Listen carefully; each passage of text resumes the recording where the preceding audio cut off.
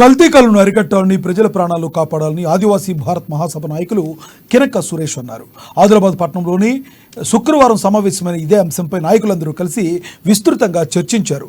అనేక గ్రామాల్లో కల్తీ కల్లు వ్యాపారం జోరుగా సాగుతుందన్నారు.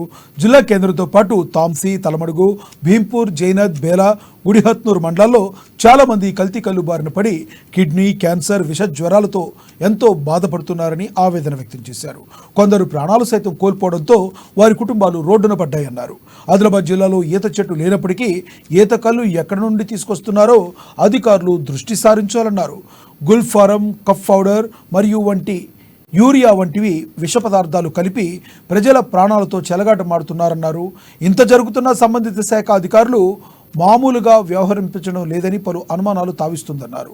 ఈ కల్తీ కల్లు వ్యవహారంపై ఉక్కుపాదం మోపాలని, వెంటనే దాడులు నిర్వహించి ఇటువంటి కల్లు దుకాణాలను మూసివేయాలని డిమాండ్ చేస్తున్నారు. ఈ సమావేశంలో నాయకులు గేడెం దీపక్, వెట్టి వినోద్, కె వామన్, పెందూరు రమేష్, దుర్వే ప్రదీప్, వెట్టి సకారాం తదితరులు పాల్గొన్నారు.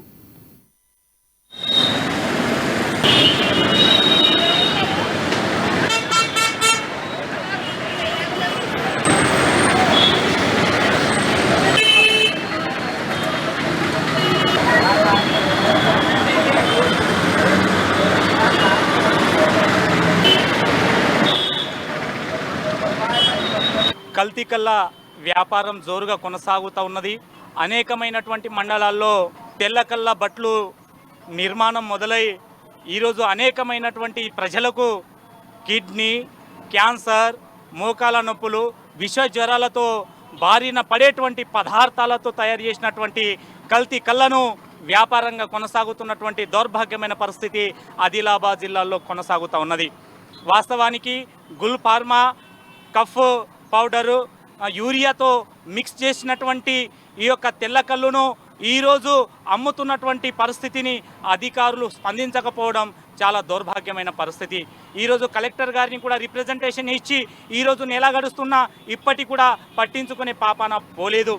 ఈరోజు అనేకమైనటువంటి తెల్లకల్ల వ్యాపారస్తులు అనేకమైనటువంటి గ్రామ స్థాయిలలో కూడా ఆ యొక్క కల్లుని అమ్మేటువంటి పరిస్థితి వచ్చిందంటే ఇది ఎంతవరకు దిగజారుడు పనమో, దీని మీద అధికారులు స్పందించకపోవడం అనేటువంటిది ఎంతవరకు నిజము అనేటువంటిది మనం అర్థం చేసుకోవాల్సినటువంటి అవసరం ఉంది.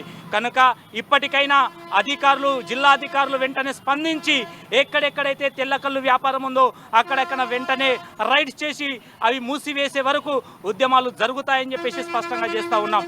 ఒకవేళ చేయకపోతే మొన్న తలమడుగు మండలంలో జరిగినటువంటి ఘటన పునరావృతమైతే దానికి బాధ్యులు జిల్లా అధికారులే అని చెప్పేసి కూడా మేము స్పష్టంగా చెప్తాం.